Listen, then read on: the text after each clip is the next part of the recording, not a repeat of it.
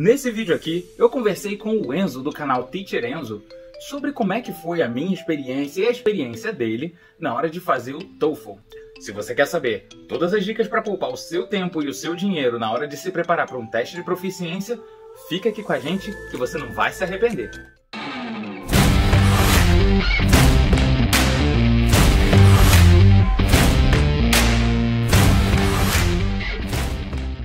Bem-vindos mais uma vez a Nova Tips, eu sou Léo Nova e a gente sabe que se preparar para um teste de proficiência é complicado.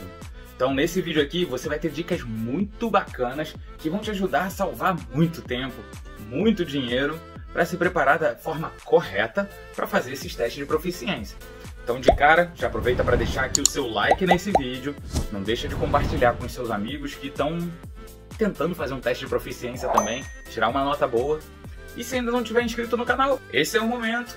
Se inscreve no canal e vamos ao que interessa.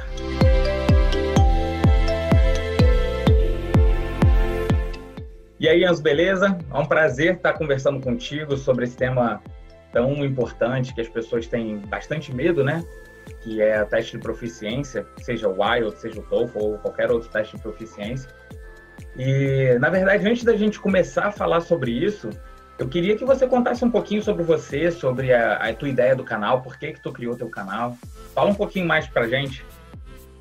Fala, Léo, tudo bem? Então, muito prazer, meu prazer é meu de estar aqui. A gente tem conversado bastante através, principalmente, das redes sociais, do canal do outro. Mas a gente não tinha tido tanta essa oportunidade de fazer um vídeo onde a gente comentou desde o começo. Mas eu acho que foi principalmente, eu comecei... que eu estava para voltar para os Estados Unidos, né, que eu faço faculdade lá, e eu voltei por conta do Covid. E como teve um pouco de problema nessa parte de embaixada, de não conseguir visto por causa do Covid, que eles estavam fechados, eu só consegui para voltar em janeiro em vez de agora em agosto. Daí eu estava em casa, mais tranquilo, estudando algumas coisas mais à parte, assim, eu vi essa parte de inglês que tem um déficit bem grande. Se você for ver, menos de 3% das pessoas brasileiras, elas falam inglês fluentemente. E na internet, no YouTube, por mais que haja muitos canais assim, que deem dicas de inglês, que deem, na maior parte esmagadora, eles sempre estão trazendo dicas, trazendo às vezes até o conteúdo específico de uma gramática ou outra, mas é menos o que eles colocam, assim, um curso gratuito lá do começo, assim, até mais avançado. Daí eu pensei em começar a trabalhar nessa área, assim, só para aproveitando que não estava fazendo nada mesmo e coloquei uns vídeos no YouTube. Daí foi bem legal, porque depois que eu anunciei o primeiro lá, bastante gente viu, deu uns 200, 300 visualizações nos 3, 4 primeiros dias e, tipo, antes de anunciar, dava o quê? 20 em uma semana, assim. E daí eu vi que estava vindo bastante gente e eu vi que, além do inglês, eu podia puxar para uma outra área, né? Por exemplo, além de colocar ali vários vídeos explicando mais sobre a gramática, ensinando as pessoas a falarem inglês desde o começo, eu vi que, tipo, eu podia pegar e, aproveitando o tema do inglês, fazer uma entrevista com alguém, às vezes dos Estados Unidos, alguém de fora, com um tema bem relevante. Por exemplo, agora teve o Setembro Amarelo, né? Sim. Daí eu fiz uma entrevista com uma doutora lá da Califórnia, muito gente boa. Eu vi teu vídeo, muito bom, por sinal. Daí foi um vídeo legal, porque eu fiz uma entrevista com ela, onde a gente conversou sobre as doenças mentais que estão crescendo bastante agora, na época da quarentena, sobre suicídio, depressão. Ela falou sobre distúrbios alimentares, os impactos das redes sociais. Daí eu fiz o vídeo, daí eu fiz outro com a legenda em português, outro em inglês, conversei, tipo, expliquei o significado daquilo que ela falava e tal. E isso traz um impacto muito bacana pra gente que sofre, pra pessoas que sofrem daquilo, sabe? Então eu achei bem legal, assim, tipo, no começo era só uma parada assim mais em inglês focado, mas aproveitando assim o público e vendo assim a necessidade das pessoas que estavam assistindo aquilo ali, foi bem legal também estar caminhando, continuando com a parte em inglês, trazendo essa parte de cultura americana, essa parte de aprendizado da língua, mas ao mesmo tempo trazendo essas vamos dizer, assuntos relevantes, assim, sabe? E você, Léo, eu vi que você está sempre compartilhando vídeos, principalmente na parte desses testes de proficiências, o TOEFL, o IELTS. Por que você decidiu fazer o canal, até a sua própria rede social, seu Instagram? O que te incentivou mais assim, a continuar firme? Então, a minha ideia de fazer um canal começou há uns 3 anos atrás, quando eu tive que fazer pela primeira vez o TOEFL. Eu estava aplicando para um lugar, eu tinha que fazer 8 provas e eu tive 1 mês para estudar para as 8 provas. E tudo provas nível TOEFL, para você ter uma ideia. E, claro, no desespero, você procura fonte de tudo que é lado para poder estudar. E quem nunca recorreu ao YouTube para poder ter uma resposta, né? Só que era uma confusão. Apesar de terem vários canais falando sobre os testes de proficiência, a informação era um pouco desencontrada, às vezes contraditória entre um canal e outro. E eu fiquei muito perdido, muito perdido. Eu achei que os canais do YouTube poderiam me ajudar e eles me confundiram mais do que qualquer coisa. E o resultado, não passei no TOEFL de cara. Na verdade, fiquei por 1 ponto só, o que eu precisava. Eu fiz o TOEFL 4 vezes, mas... Eu vi o vídeo que eu falando. Eu já contei essa história. Para não ficar muito longo aqui, eu vou deixar o link aqui em cima para dar uma olhada depois. E aí eu comecei, com mais tempo, eu comecei a ver os canais, entender o que eles estavam deixando a desejar. Eu falei, putz, eu vou fazer um canal, porque se eu tô tendo essa dúvida, eu acredito que centenas, dezenas de milhares, talvez, outras pessoas vão ter a mesma dúvida aqui. E eu resolvi fazer um canal sobre IELTS, sobre TOEFL inicialmente, e mais pra frente eu acabei fazendo IELTS também. Mas eu escrevi os roteiros, eu cheguei a preparar tudo e deixei guardado, porque você sabe, tempo é uma coisa complicada, ainda mais morando aqui nos Estados Unidos. E veio o Covid. Tudo trancado, não pode sair para trabalhar, eu já tinha me formado. Então eu estava literalmente em casa, ocioso. Eu falei, tá na hora de tirar algum dos projetos da gaveta. E resolvi fazer o canal da Nova Tips com as dicas para IELTS e TOEFL. Então, conforme eu comecei a gravar os que eu já tinha escrito, me surgiu uma preocupação principal. Eu falei, putz, vai chegar um ponto que eu não vou ter mais assunto para falar. Mas beleza, contanto que eu cubra tudo de IELTS e TOEFL, tá ótimo. Só que tu começa a receber o feedback das pessoas. E eu comecei a ver que não era só fazer o teste de proficiência que as pessoas precisavam de ajuda, era no entendimento do inglês. Porque você sabe muito bem, existem duas realidades diferentes. Você estudar para uma prova e você vivenciar o inglês aqui. A didática é diferente, o vocabulário é diferente, é tudo muito diferente. Então eu resolvi abordar as duas formas. Tanto que se você olhar os meus vídeos, eu tenho vídeo falando sobre gramática, eu tenho vídeo falando sobre o TOEFL, eu tenho vídeo falando sobre o dia a dia aqui nos Estados Unidos. E aí você perguntou em relação à rede social. Eu resolvi criar um Instagram porque é onde as pessoas estão a maior parte do tempo. E tem certas dicas, cara, que é uma bobeira, é uma palavra que você quer falar a tradução. E rapidinho. Um vídeo no YouTube de 30 segundos. Às vezes você tá no mercado e você lembra. Exato. E eu tô deixando a desejar ultimamente porque é muita coisa ao mesmo tempo, na vida pessoal e profissional, enfim. Mas a minha ideia o meu foco principal sempre foi fazer os vídeos de acordo com o que as pessoas estão precisando para poder aprender inglês. Não é todo mundo que pode pagar um cursinho de inglês e tem muito curso de inglês que, na verdade, não ensina nada, porque o que você aprende lá, how are you, I'm fine, thanks, and you, você não vai falar isso aqui nunca. Então, foi por isso que eu resolvi criar esse canal, para poder ajudar quem realmente precisa. E, cara, só que aí começa a vir um bando de conteúdo e dicas e, por que você não fala sobre isso, sobre aquilo? Hoje eu tenho na minha planilha mais de 100 roteiros para escrever, para falar sobre os vídeos, e não consigo. E cada vez que você vê... cada vez que você Pois é, cada vez que você tem mais e mais coisa para falar, as pessoas falam, eu gostei desse vídeo aqui, por que você não fala também? Queria ver você falando sobre esse tema. Mas ainda não dá, vou chegar lá. Um videozinho só por semana, porque eu não vivo de YouTube, infelizmente. A gente está começando, a gente não tem milhões de seguidores, então a gente não recebe nenhum centavo. A gente faz por amor mesmo, para poder ajudar as pessoas. Cada vídeo dá trabalho, tem que editar, tem que fazer arte, tem que escrever. Escrever roteiro, editar. Isso a gente está simplificando muito, né? Só escrever o roteiro você tem que pesquisar bastante. Então eu não vou falar qualquer besteira por aí, a gente tem que saber o que está falando. Aí você tem que gravar. Aí grava de novo, e edita aquela parte, aí tem que fazer thumbnail, e tem que botar os efeitos. Melhor o som, porque às vezes tá errado.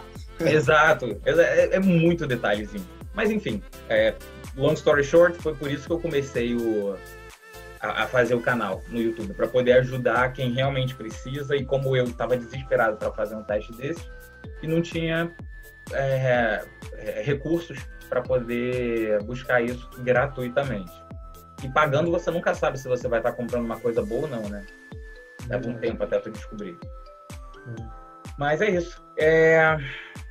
Acho que é importante a gente falar que, de repente, tu poderia falar um pouco mais sobre isso, que muita gente fala do TOEFL, mas não é o único teste de proficiência que existe, né? Tu quer falar um pouco mais sobre isso? Então, eu recebo muito amigo meu, porque como eu estudei fora, eu digo, nos Estados Unidos, estou estudando, fazendo faculdade, durante a época do ensino médio também, muita gente me perguntou, o que eu tenho que fazer, se é uma prova, o que é. E é importante a gente entender, o TOEFL, que é o mais conhecido, e o IELTS, eles são testes de proficiência. Então, por exemplo, se você vai querer fazer uma faculdade em algum lugar lá no Alasca, na Alasca não é mais comum, mas lá em Oklahoma, vamos falar assim. Aqui do lado. Aí pertinho. Se você é uma pessoa que o inglês não é a linguagem primária, você muito provavelmente você vai ter que fazer ou o TOEFL ou o IELTS. Mas o TOEFL e o IELTS, que é a prova a qual a gente vai falar aqui hoje, as provas, né? Vamos dar algumas dicas e tal, não são a única etapa. Porque aqui no Brasil a gente está muitas vezes acostumado com o vestibular, com o Enem. Quero fazer uma faculdade de engenharia. Vou lá, faço o vestibular de engenharia, ou o Enem, passei, consegui a nota, eu entro. Lá nos Estados Unidos, não. São várias coisas que eles analisam. Eles têm o Enem deles, que no ensino médio seria ali o SAT, que a gente chama, ou o ACT, que é uma outra prova. Para a parte de se a pessoa quer ir no mestrado. Lembrei o nome da prova que a gente estava conversando antes. Aqui no Texas é o TSI. Que é a mesma coisa que um SAT da vida. Uhum.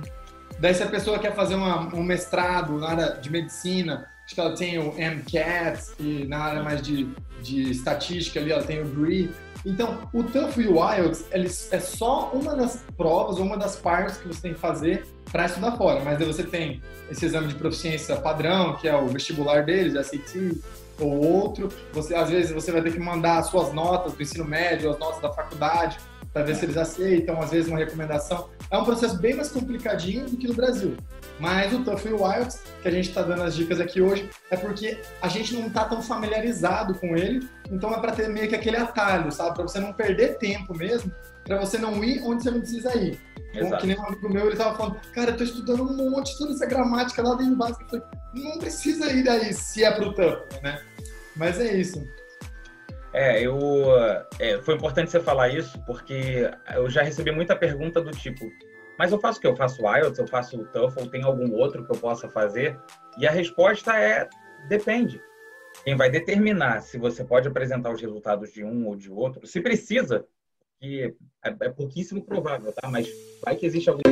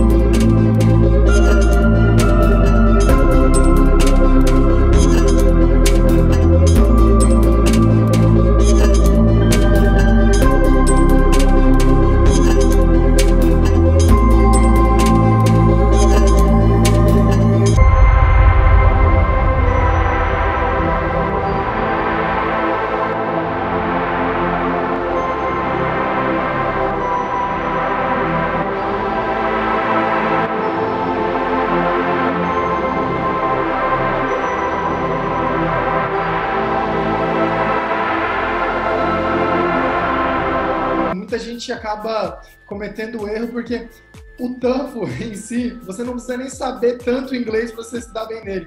Eu, tem por que exemplo, fazer o TOEFL. Eu fui meio que mal na prova, vou dizer mal, assim, eu consegui a nota que eu precisava, mas eu tirei um 81, que é uma nota bem baixa, na primeira, segunda vez que eu fiz, já morando nos Estados Unidos há 2 anos. Por quê? Porque eu não estava preparado para a prova, sabe? Eu fazia um outro amigo meu que acho que nem estudou fora, o inglês dele era bem mais tranquilo, tirou mais de 100. Outro menino também, acho que nunca tinha estudado inglês, estudou 3 meses ou 6 meses, tirou 100 também, porque essas provas são sobre saber fazer a prova. É claro que você tem que ter um básico do inglês, você vai ter que ler um texto, 25 linhas, vai ter que conversar, mas é você se adestrar para a prova, não tem outra coisa. Não tem, isso é a mais pura verdade. Não, se tem muito americano, tem alguns americanos que eu conheço que fizeram o TOEFL e tiraram uma nota pior do que a minha, justamente pelo que você falou. Uma das coisas principais dessas 2 provas é time management. Se você não souber administrar seu tempo para fazer essa prova, não vai tirar uma nota boa, porque são, sei lá, por exemplo, no reading, você vai ter de 30 a 40 questões. E você tem... Vamos considerar 30, depois a gente entra na particularidade. Você tem 30 questões para responder em 54 minutos. Só que você tem que ler o texto. Então, você tem que ter o tempo de leitura do texto, se for a sua estratégia, e o tempo de ler as perguntas, pensar e responder. Se você vai colocar na ponta do lápis, você tem menos de 1 minuto para responder cada pergunta. Eu fiz isso. Eu pensei, eu estudei um monte no Brasil, já estou estudando nos Estados Unidos há 2 anos, eu sei ler inglês. Eu fui querendo ler o texto inteiro e responder. Não! Faltava tempo. E daí, se você for ver, o inglês bem básico, é bem tranquilo. Esse primeiro parágrafo que você vai ler, a resposta vai estar na primeira pergunta. Segunda linha, é tipo um joguinho de velhinha, assim, sabe? Exato. É muito simples e você se perde por não conhecer. Exatamente, você perde tempo lendo o texto. Você só vai entender o texto quando a prova quando aquela passagem já estiver terminando. Porque você vai descobrindo o texto conforme vai respondendo. Primeira coisa que a gente faz é, deu ok, aí aparece o texto na metade da tela, acredito que esteja igual, e aí você já parte para a primeira pergunta, aí na outra metade já vai aparecer a pergunta e as respostas. Já lê a pergunta, já lê as opções e cai dentro do texto, porque logo no primeiro parágrafo, como você falou, já vai estar ali. E a segunda vai ser logo depois. Então... É muito simples, só que o problema é que se você lê tudo, você tem que lembrar, daí você lembra errado, você erra. E aí bate o quê? O nervosismo. Aí é que complica tudo. Porque se a gente fica nervoso... Tá ali, ó. Ficou nervoso, deu branco, já era. Eu sofri com isso. Você olha pra todo mundo do teu lado, você pensa, os caras estão indo bem, eu tô indo mal, certeza. Porque todo mundo com uma tranquilidade. Uma das provas que eu fiz, eu até comentei naquele vídeo, eu achei que já era o break, que depois da segunda etapa da prova, você tem um break de 10 minutos. Foi no listening. Só que o listening tem 3 partes. Eu terminei a primeira parte, eu estava tão nervoso, eu tirei o headphone e fui beber água, fui ao banheiro, tranquilamente, respirei. Voltei para a sala, tá o tempo correndo. Aí bateu o desespero. Quase chorou. Aí eu fui na menina lá na recepção e falei, o tempo tá correndo, não dei ok para continuar a prova nem nada, não esperei, os 10 minutos ainda não acabaram. Não sei o que tá acontecendo. Aí ela falou, senta, termina a tua prova e depois você reclama com a ATS. Ou seja, posso fazer nada por você, lamento. Como é que terceirizado lá, né? É todos os lugares, eles só são um ponto de fazer o teste. Mas eles, na verdade, estão ali para ficar. Eles não levavam identidade para fazer, perdeu, só que dá uns R$1.000 essa prova, e os caras perdiam, entendeu? Não tem o que fazer. Eu paguei, acho que foram $200. Hoje em dia dá uns R$1.000, $200, dá quase isso. É verdade, não é nenhum trocadinho, não é uma prova que você queira fazer 2 vezes. Vou fazer uma só para ver como é que é, não dá. Vou fazer para testar. Esses dias, eu estou estudando inglês, eu vou fazer o TOEFL para testar primeiro e depois eu estudo. Falei, não, pega as online, a gente trabalha em outro jeito. Não gasta R$1.000 para testar, não. R$1.000 é muito dinheiro. Tem esse break na prova, isso é importante falar. Você faz o reading, o listening, aí você tem um break de 10 minutos, que é obrigatório. Não adianta tentar pular esse break, que não dá. Você pode ficar na sala, ou pode sair para beber água, fazer xixi. Eu só espero que não saia no meio da prova, que nem eu fiz. mas você pode. Não demore muito também, porque 10 minutos... Não, acabou os 10 minutos, vai começar sozinho, esteja você ali sentado ou não. Chamar lá, chamando o Léo, por favor, Léo. Não, não vai ter uma central de áudio te chamando. Eu sugiro, inclusive, que você não saia nesses 10 minutos, que tem coisa importante que você pode fazer. Eu já avisei nesse vídeo aqui também, vou dar uma olhada para esse vídeo não ficar longo. Você pode pegar umas respostas enquanto você está nesses 10 minutos. Mas, enfim, nesse outro vídeo aqui a gente fala sobre isso, para não prolongar muito. Só para falar um pouco mais sobre a estrutura da prova, eu criei uma colinha aqui, é por isso que eu estou olhando para o lado. Porque a prova mudou também, desde, acho que agosto, se eu não me engano, de 2019, a prova deu uma remodelada, ela ficou mais enxuta, ficou mais rápida de se fazer, porque é muito estressante, você sabe. Você fez a prova aqui, não foi? Também? Aqui nos Estados Unidos? Não, eu fiz lá 2 vezes lá. Aqui, aí nos Estados Unidos. Mas eu Você fez aqui nos Estados Unidos. Eu também só fiz aqui, então nem sei como é que é fazer a prova no Brasil. Mas uma vez que você esteja fazendo a prova, é tudo igual, não importa onde você está. O padrão é o mesmo, as perguntas são as mesmas.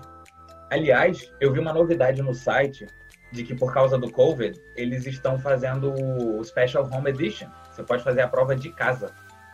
Eu não sei como é que são os requirements, eu sinceramente não pesquisei, mas é uma boa dar uma olhada, porque você ir para o testing center é uma pressão psicológica tão grande, você tem que estar com identidade, você não pode ter esquecido isso, às vezes a sala está muito fria, e a gente do teu lado falando, você ainda está fazendo o listening, já tem gente no speaking. Geralmente tem que viajar, porque é poucos lugares que tem. Tem que viajar, exatamente. Então, viaja na hora também. A gente viajava em grupo, porque é longe, dependendo de onde você está. Quando eu fiz o IELTS, eu tive que ir para Oklahoma para fazer, porque aqui perto só tinha daqui a 3 meses, eu não podia esperar isso tudo. Eu tive que ir. Aí eu viajei, fiquei no Airbnb, que a prova começava cedo, e o IELTS tem uma outra diferença também. O TOEFL, você começa reading, depois é o listening, aí você tem o break de 10 minutos, o speaking e o writing, e acabou a prova. Você vai tudo direto.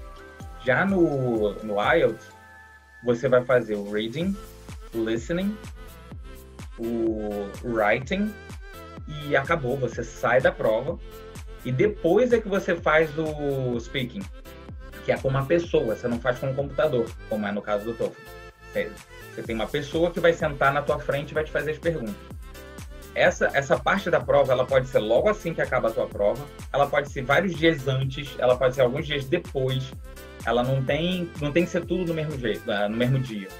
Então tem que dar uma estudada nisso. Eu sugiro que se você puder fazer em dias separados, melhor, porque é menos coisa para você se preocupar em um só dia.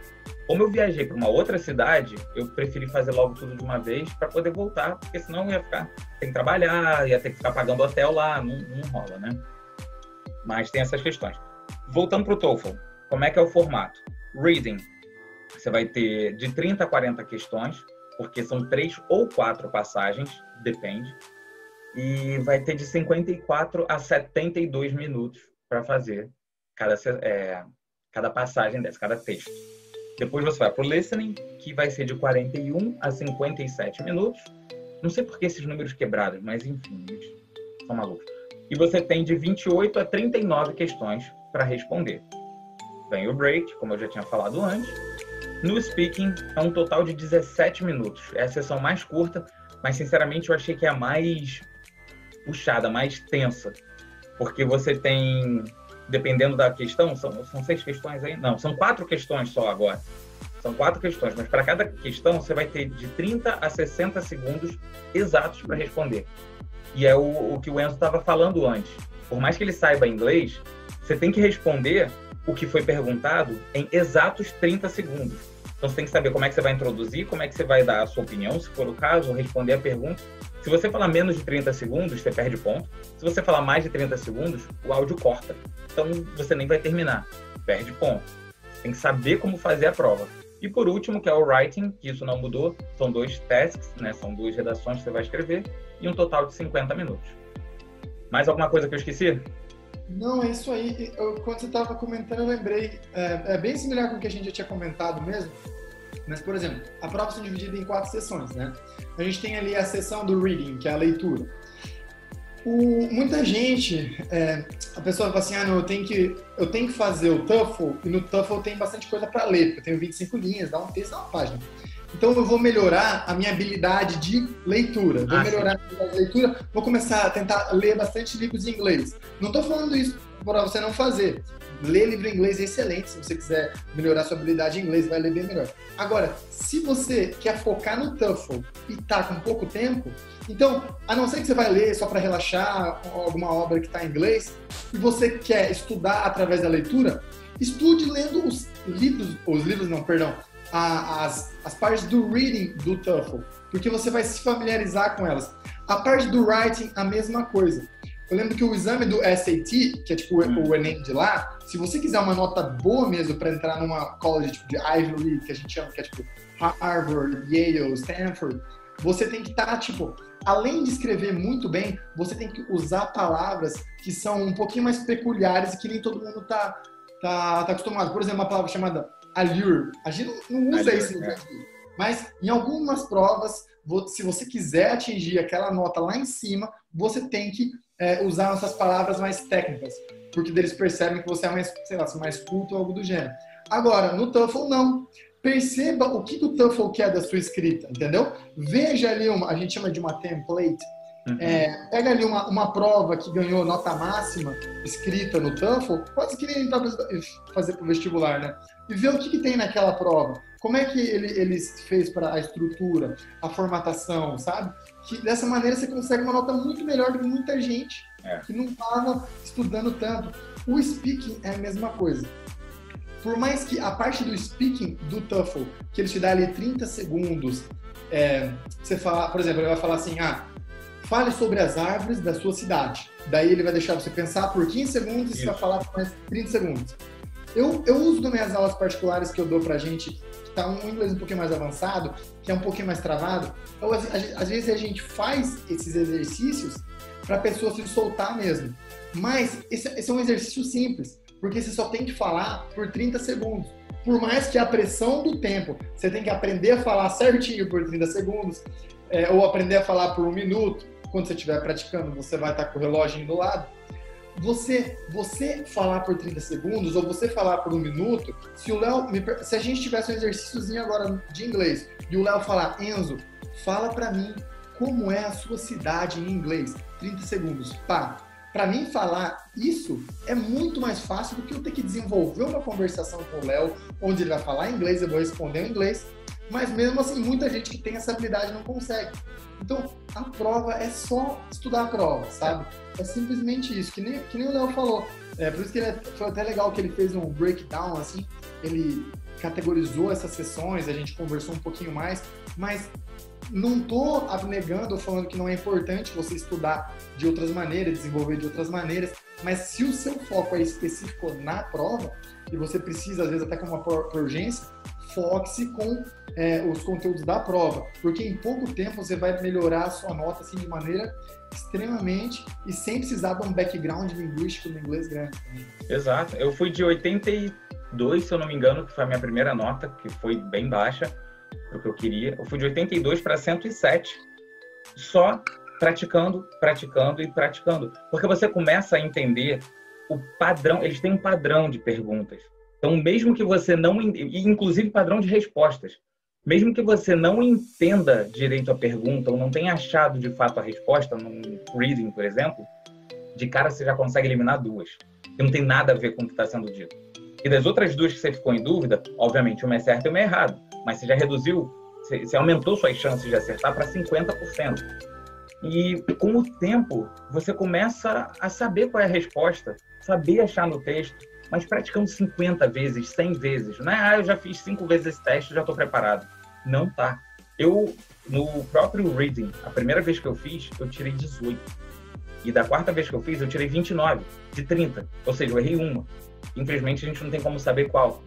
Mas se torna fácil, quanto mais você pratica. Mas como o Enzo falou, praticar o estilo da prova. Não é praticar pegando perguntinhas aleatórias, lendo textos aleatórios. Até porque os textos do TOEFL vão ser acadêmicos, né? Então você vai ter muita coisa sobre geologia, sobre pré-história, enfim. e ciências em geral, você não precisa saber os termos técnicos, eles não vão te cobrar termos técnicos. Mas se você está mais familiarizado com como é que é passado um texto acadêmico, que não é um texto de revista, de advertisement, não é, você já vai para a prova mais confortável, porque você sabe o que esperar. Se você estuda para o listening, para o speaking, que são 4 perguntas, quais são as 4 perguntas? Que a estrutura vai ser sempre a mesma, ou é um tema livre, ou é sobre uma conversação que você ouviu, você já sabe o que esperar, você já sabe como montar a sua resposta. Então, e com o tempo praticando, você já começa a ter uma noção de quanto é 30 segundos, quanto são 45 segundos, quanto é 1 minuto, só de praticar, praticar e praticar. Infelizmente, a verdade é essa. Eu aprendi a enrolar, que às vezes, dependendo do tema, chega a 30 segundos e você não sabe mais o que fazer. Mas conforme você vai praticando, você reconhece essa falha em você, que você não sabe o que fazer, daí você aprende a enrolar. Você volta a falar das mesmas coisas que você tinha falado com palavras diferentes. Entendeu? Exato, exato. Eu fiz muito isso. Inclusive, eu fiz um vídeo sobre o speaking que eu falo justamente isso. Se você termina tudo que você tem para falar e ainda tem 5 segundos, você fala and that's why e repete o statement. Se você tem uns 10 segundos ainda, você fala and that's why, repete o statement e repete as 2 coisas que você falou, provavelmente. Então, tem umas estratégias para você preencher esse tempo que está faltando. Eu fiz uma aula, era tipo uma escola de inglês na minha cidade, e a gente fez tipo 6 meses específico para o TOEFL. A gente usava até o livro do TOEFL e tal, e a professora falava às vezes, se está acabando o tempo, fala rápido o que você vai falar. Se tem muito tempo, dá uma diminuída, dá uma acalmada e fala mais devagar. Porque é isso que eles querem ver, você consegue... Só tem que tomar um cuidado. Quando a gente obviamente tem o accent, que é o sotaque. É por isso que a gente está fazendo um teste de proficiência. Então, a gente falar inglês já é mais complicado para eles entenderem. Quando a gente fala mais rápido, fica mais difícil ainda de ser entendido. Uma das coisas, em primeiro lugar, não tenha vergonha de falar, porque você vai estar fazendo a prova e tem gente do teu lado, na tua frente, vai ter várias pessoas em volta fazendo a mesma prova, com diversos sotaques. Aqui, então, o que eu mais vi era indiano fazendo a prova. É muita gente. E eles têm o sotaque deles, a gente tem o nosso. Você não pode ter vergonha. Primeiro que ninguém te conhece, ninguém vai olhar pra tua cara. Você pode estar falando a besteira que for, que ninguém vai saber e não está nem preocupado com você. Eles estão preocupados com as provas deles. Então, fala. E tenta se articular a boca ao máximo que você puder para poder melhorar a sua pronúncia. Para o speaking, a pronúncia é importante, porque se a pessoa que vai estar depois ouvindo o teu áudio não entendeu o que você falou, é 0. Ele não entendeu. É exatamente isso. O que mais? Uma coisa importante que eu anotei aqui para a gente falar. Pontuação mínima para passar. Qual é a pontuação mínima para passar no TOEFL? Enzo, me fala. Dependendo nenhuma, dependendo, né? Às vezes 60. Tem um amigo meu até perguntou, eu falei, mas se a gente estiver trabalhando dessa maneira e a gente for consistente, né, trabalhando no sentido dele que eu estava ajudando ele, cara, você consegue até um 110, assim. 110, como assim? A faculdade pede 110, não é 100? A pontuação máxima é 120, né? E a pontuação mínima não tem. Por que não tem? Porque é um vestibular. Às vezes o curso de medicina pede uma nota lá em cima. Agora um curso menos concorrido pede uma lá embaixo. Geralmente as faculdades, universidades que são mais concorridas, as da Ivy League, por exemplo, que são Harvard, Yale, essas coisas, elas pedem pelo menos 100. Pelo menos, eu lembro na época que eu pesquisava mais sobre isso, elas pedem pelo menos 100. O que também não é muito difícil de conseguir, não. Vai até 120, como eu já mencionei, vai de 0 a 120. As outras faculdades, assim, a maioria, se você conseguir um 80, você já entra em qual lugar você quiser. Até com 60, dependendo de para onde você for, você pode conseguir. Eu estou falando mais baseado naquelas faculdades, assim, os 4 primeiros anos de undergrad. Talvez o mestrado ou doutorado, ele aumente um pouquinho o requisito. Mas ela é bem tranquila, assim, até bacana você saber. Eu já tinha conseguido a nota que eu precisava, só que eu não sabia para onde eu queria ir de faculdade ainda. Daí eu fiz de novo e consegui uma nota pior e usei a primeira. Então, gastei dinheiro à toa. Mas você tem que entender qual que é a nota. E tem umas que eu acho que elas não pediam, se eu não me engano, sabe? Tem umas faculdades que ou elas são menos... A gente fala assim, elas não requerem tantas coisas, que elas nem pedem, entendeu? Se é gringo e quer vir, se você conseguir mostrar que você sabe, através dessa outra prova aqui que a gente dá para todo mundo, que você pode, mesmo sendo gringo, entendeu? Eles dão uma aliviada, mas depende bastante de onde você quer entrar. Aqui no Texas, por exemplo, se você vai para fazer um college, que não é bem uma university, que tem essa diferença também no ensino daqui, você tem o college, ele dura 2 anos em média, e você consegue um degree, uma graduação. E um bachelor, quando você vai para a universidade, que são 4 anos, você consegue o bacharelado. Para college, às vezes, por exemplo, eu estudei em community college, que é bem mais acessível, que para international student as taxas são caríssimas, né? Você paga o triplo do que para um residente, literalmente. E eles não exigem nenhum teste de proficiência, mas eles exigem o SAT ou o TSI, entendeu? Então, de repente, você nem vai precisar, dependendo do seu objetivo, se você só quer ter um degree nos Estados Unidos, você pode fazer um community college ou outros colleges, não necessariamente community college, e não vão te requerer online e não vão te requerer nenhum teste de proficiência.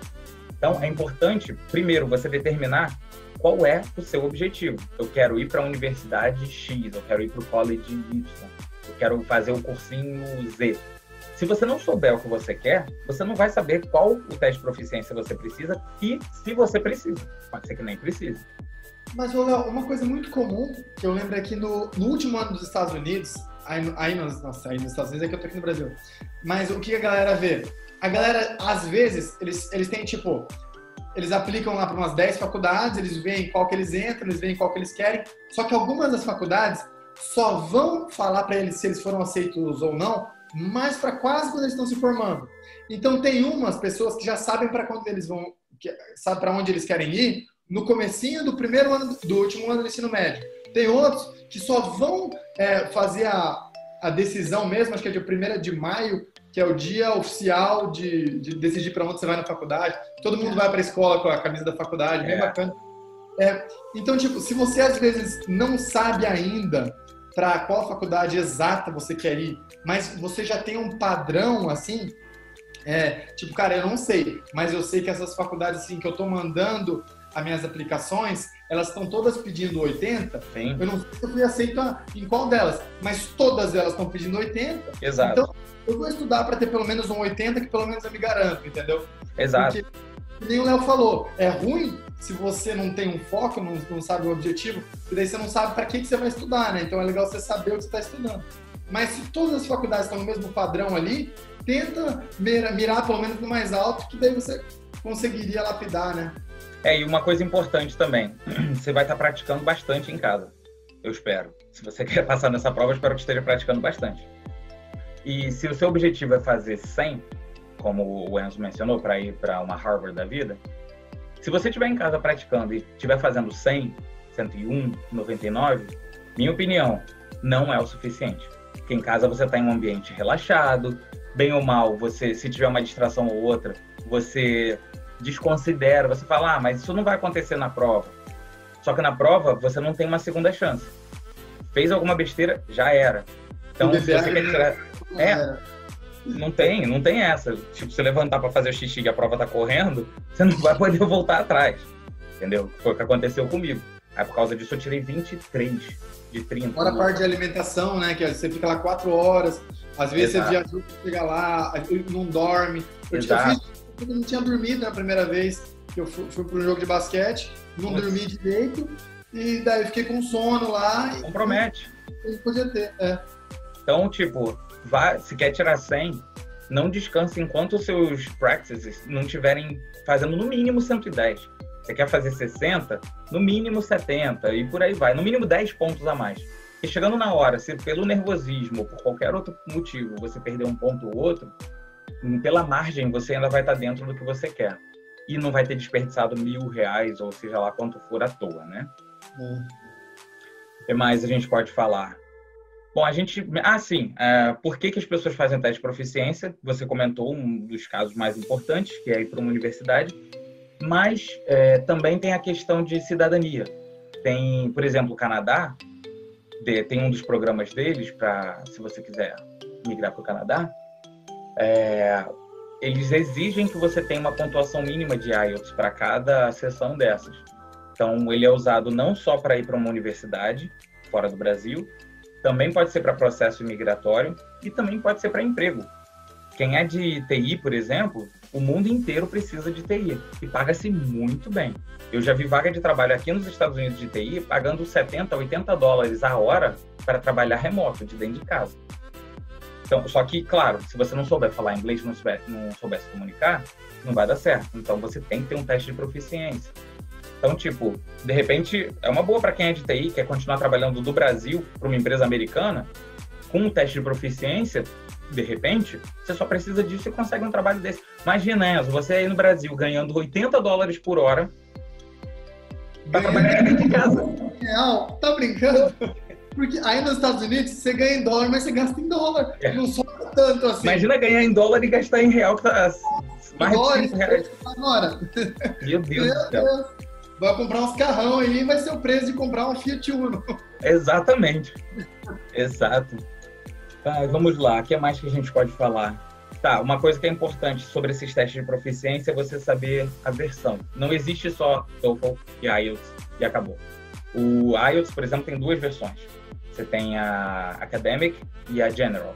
Então, dependendo do seu propósito, você tem que saber qual versão você vai estudar. As versões são um pouco diferentes, então você tem que saber para que você quer. Basicamente, o Academic é para educação, se você tem que fazer uma pós-graduação, uma graduação. E o General é para trabalho ou imigração. Então, tem que dar essa pesquisada antes, para saber qual a versão que você precisa fazer para não perder seu tempo nem teu dinheiro à toa. Eu anotei mais algumas coisas aqui sobre a diferença entre esses dois. Bom, uma das diferenças, o TOEFL é muito aceito aqui nos Estados Unidos, se não em todas, praticamente todas as universidades. No site deles, eles dizem que são aceitos no mundo inteiro. E eu acredito que sejam aceitos em muitos lugares. Mas, geralmente, se você fala de Europa e Canadá, o IELTS tem mais presença, até onde eu sei, do que o TOEFL. E aqui nos Estados Unidos é o oposto. É o TOEFL que predomina em tudo que é canto. Você já chegou a ver, Enzo, em alguma universidade daqui aceitarem o IELTS como resultado? É que a gente, quando estava aí, como a gente usava o TOEFL e ele dava para todo lugar, a nossa escola tinha uns 20 alunos internacionais e todo mundo só fazia o TOEFL. Eles nem faziam o IELTS. Eles só falaram assim, vai para o TOEFL porque eles estão aceitando pelo menos nos Estados Unidos inteiro, basicamente. E já me perguntaram muito, qual que é mais difícil? O TOEFL ou o IELTS? Depende. Porque tem uma diferença muito importante nos dois tipos de prova. O TOEFL ele é 100% múltipla escolha, claro, exceto o listening, o speaking, né? Não tem como o speaking ser múltipla escolha. Mas o IELTS não. Você tem questões de múltipla escolha, você tem questões de preencher lacuna, tem diversos tipos de questão.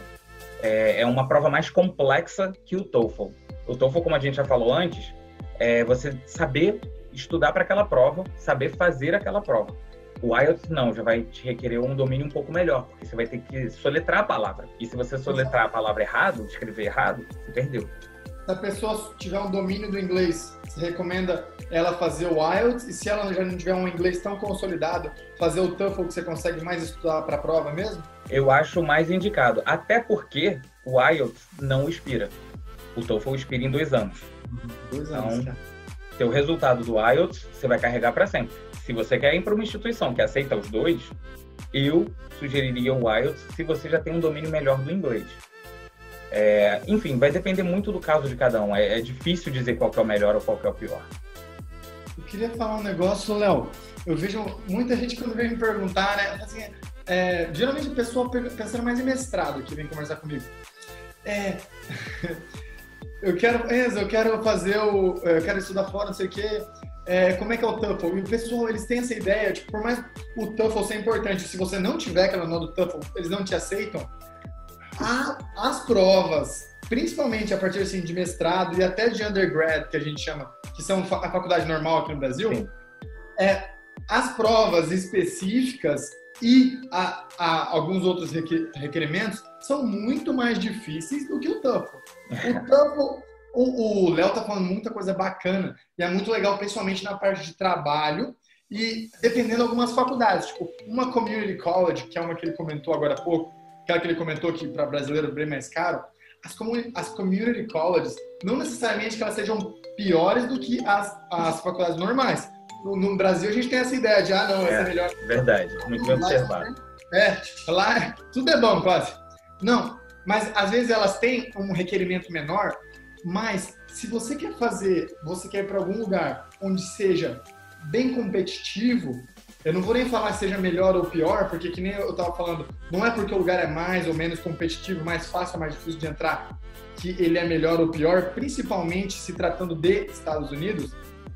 Mas agora, se você quiser entrar num lugar que ele é bem competitivo, o TOEFL ou o IELTS, ele vai ser o menor dos seus problemas, para falar para ser sincero com você.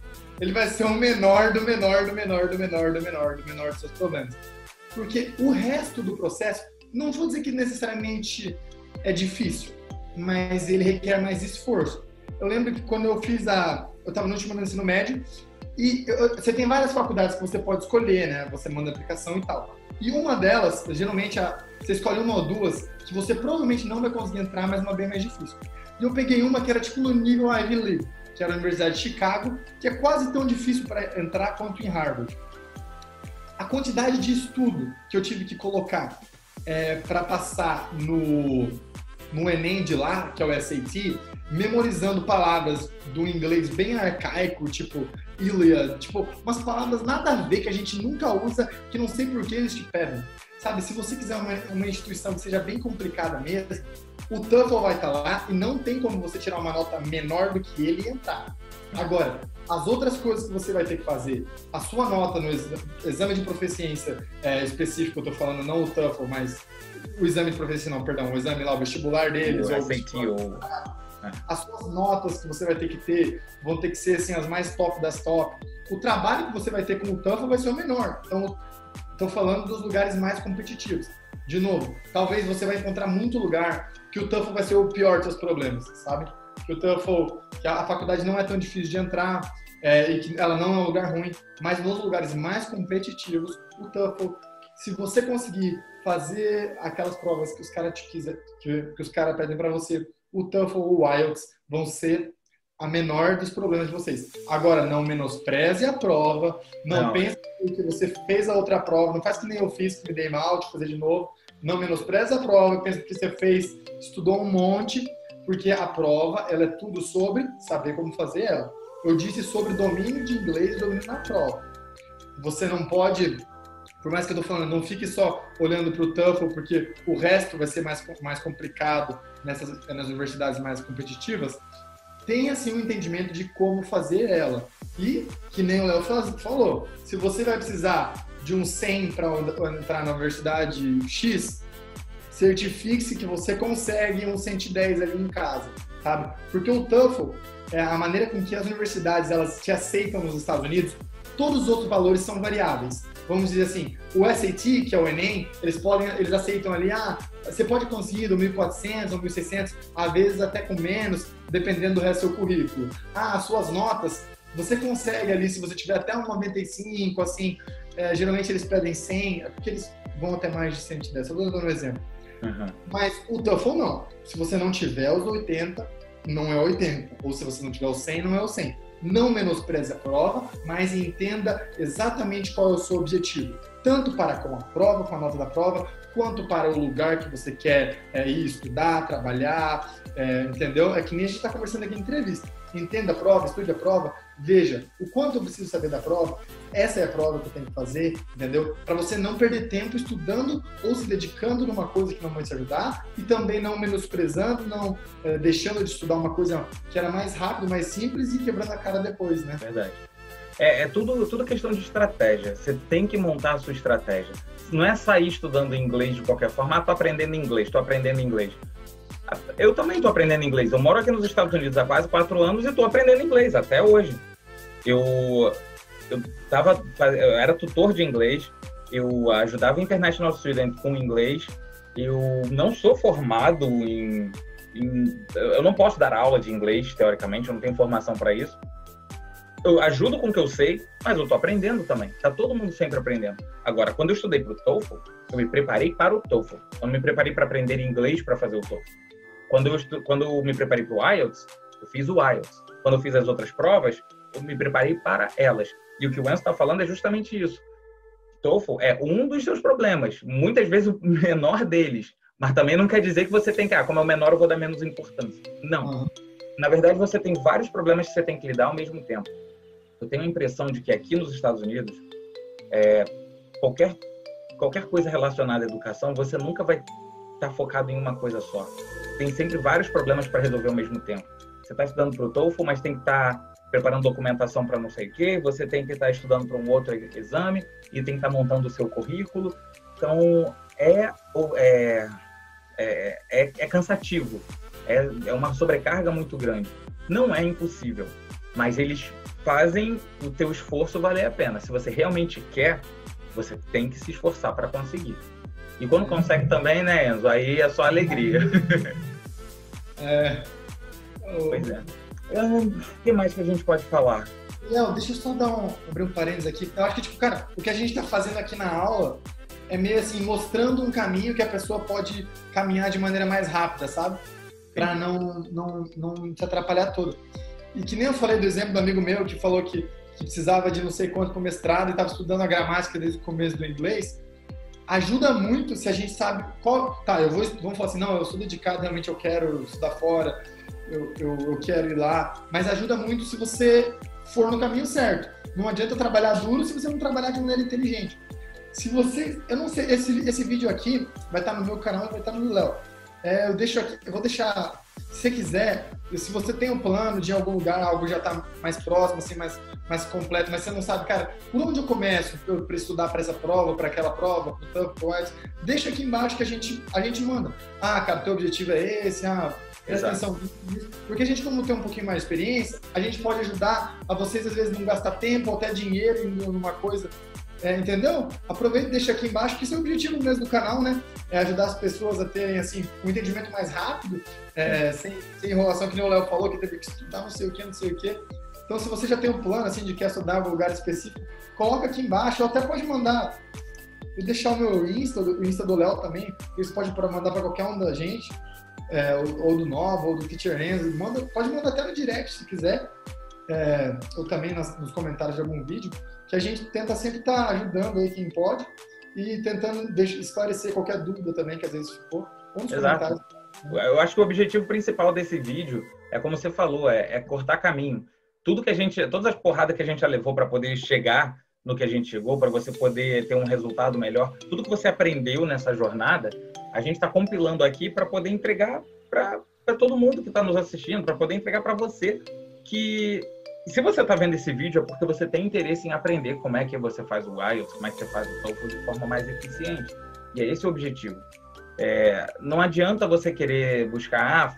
não existe fórmula mágica para fazer essas provas. Não vai existir. É dedicação, é prática. Existem canais que você vai encontrar provas para você poder fazer e praticar e tudo mais.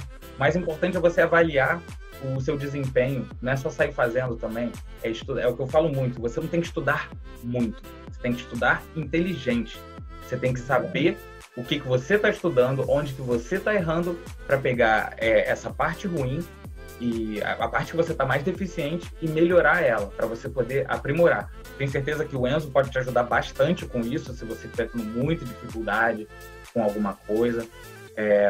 De novo, deixa seu comentário aqui embaixo. Qual é a sua maior dificuldade no inglês? É o vocabulário? É a compreensão?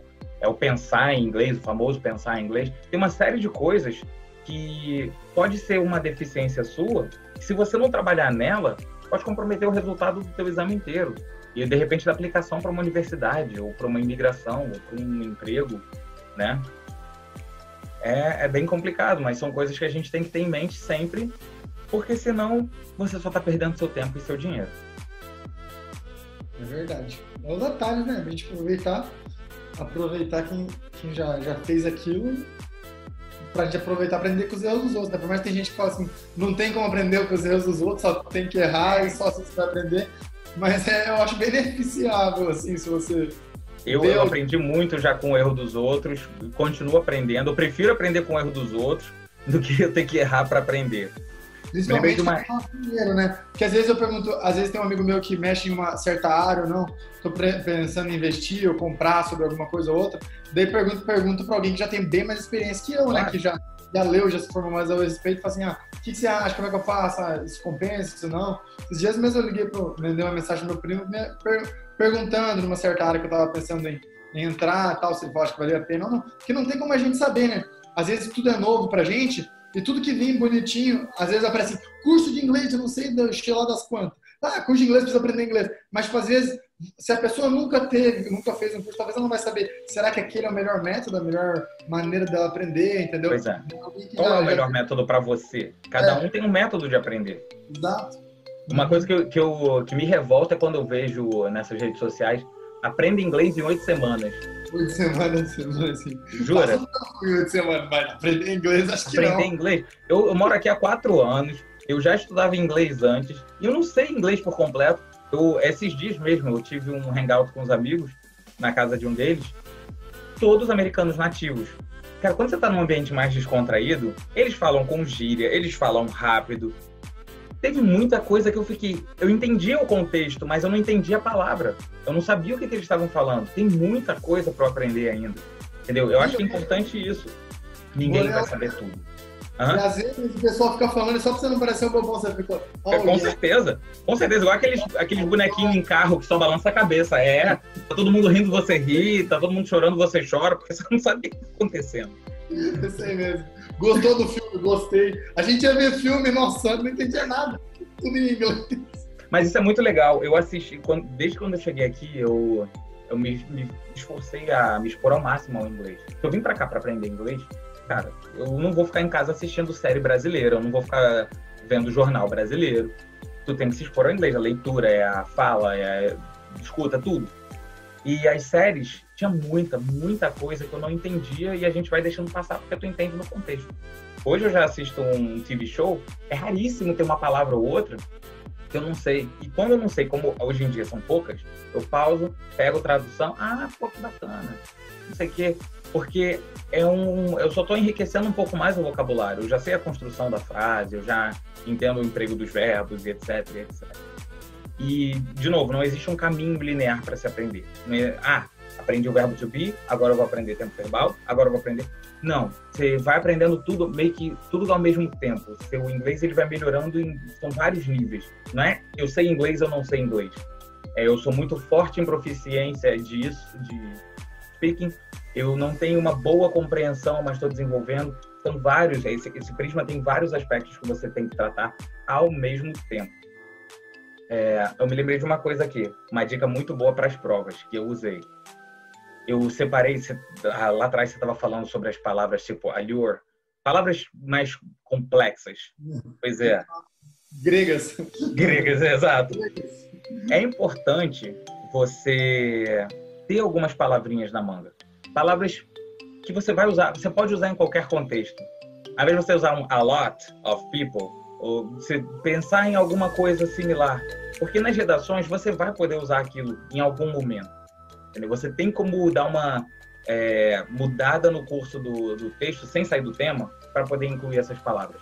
Então dá uma pesquisada em, sei lá, eu memorizei 10 palavras, que não é tão difícil assim. Na noite, antes da prova, eu fiquei memorizando aquelas 10 palavras. Na manhã seguinte, eu fiquei memorizando aquelas 10 palavras.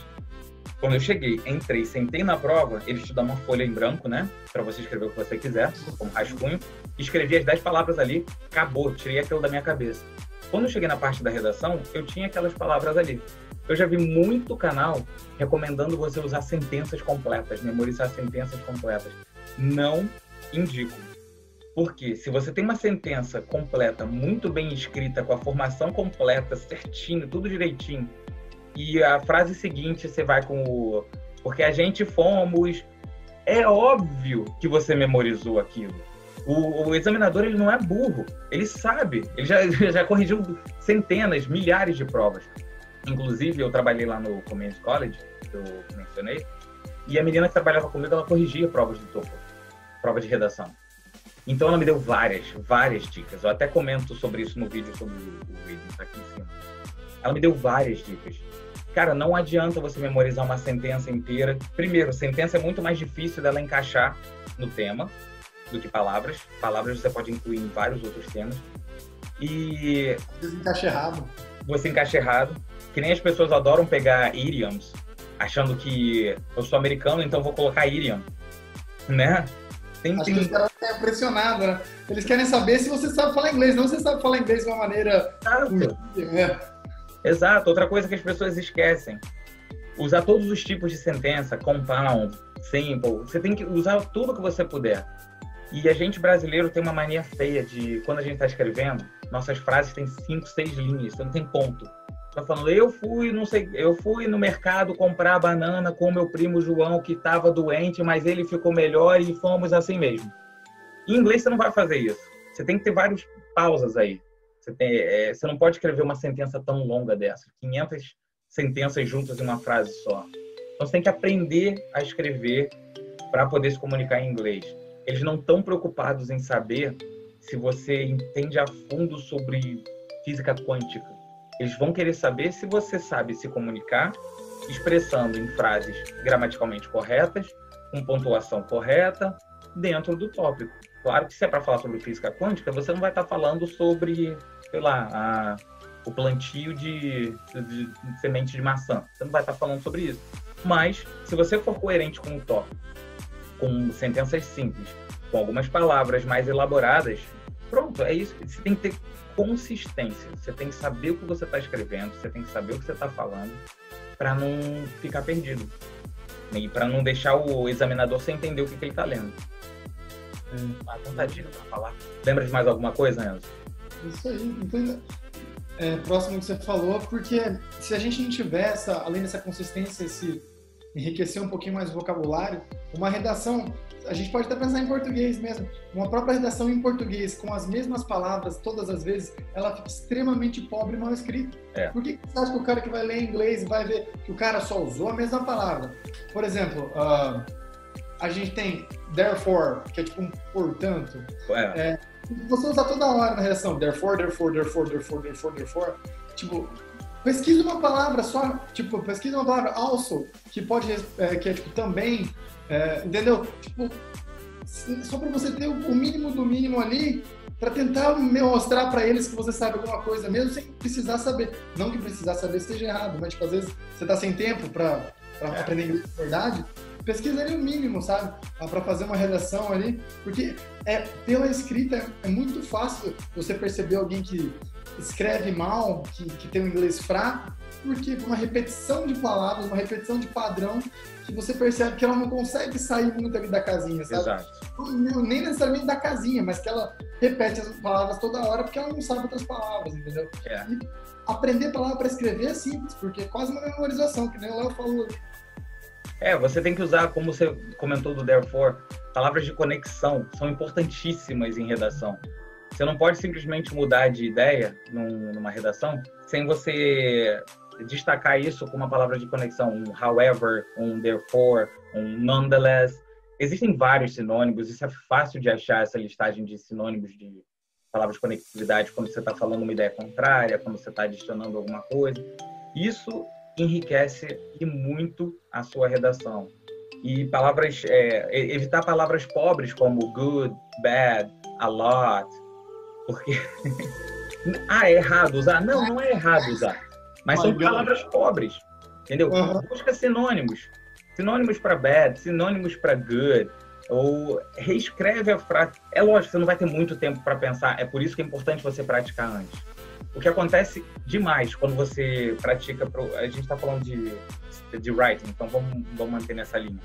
Se você praticar 100 temas diferentes, chega um ponto que você vê que você vai criar um padrão de escrita. Você já sabe quais as frases que você pode usar, trocando essa palavra por aquela, e vão se encaixar na maioria dos temas. Você pode usar as mesmas palavras nos 100 textos, só vai mudar ali uma coisa ou outra no tópico. O also, o therefore, nonetheless, o blá blá blá, vai estar sempre ali, o however, entendeu? Ele vai sempre estar te ajudando. Você vai memorizar. Tinha um amigo meu que ele queria entrar na NYU, que era bem competitivo, ele memorizava quase os padrões linguísticos claro que ele era uma pessoa bem culta, estudava bastante, então ele conseguia compensar no resto. Ele não ia a gente, nós estava lá bugando tudo, e o pessoal ia perceber, né? Mas se você memorizar ali, é um padrão que se repete. Tem que... não adianta, cara. Se você não se preparar para essa prova praticando, não é só vendo o vídeo, não é só lendo a respeito, você tem que praticar. Porque você lê, você escuta, e você retém 30% no máximo de tudo que você está ouvindo, que você está lendo. Se você não coloca em prática, você não vai absorver esse conteúdo. Então, qual é o ideal? Acabou de assistir esse vídeo aqui, já vai praticar. Ah, mas eu nunca fiz uma prática antes. Melhor ainda, já faz a tua primeira. Vê em que nível você está. Se você nunca estudou, ou se você já estudou um pouco, não importa. Vê em que pé que você está. Eu fazia uma prática toda semana, todo sábado. Eu tirava 4 horas do meu dia, sem celular, sem interrupção, sem ninguém me perturbando. Sentava no computador e fazia a minha prova. Para ver como é que eu estava, se eu tinha evoluído, se eu tinha piorado, se estava a mesma coisa. E aí, o que eu falei de estudar inteligente. Eu começava a analisar as questões que eu errei. Eu comecei a ver que elas tinham um padrão. Eram sempre, vamos dar um exemplo, eu não vou lembrar agora o que era. As questões de vocabulário.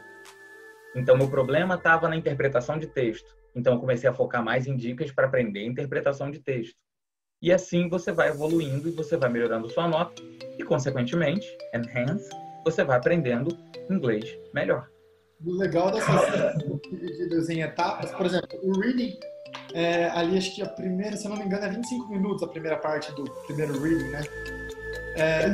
Você, na verdade, não sei se mudou, mas o reading, eles não determinam o tempo para cada modo. Eles determinam para todos os readings para você fazer, né?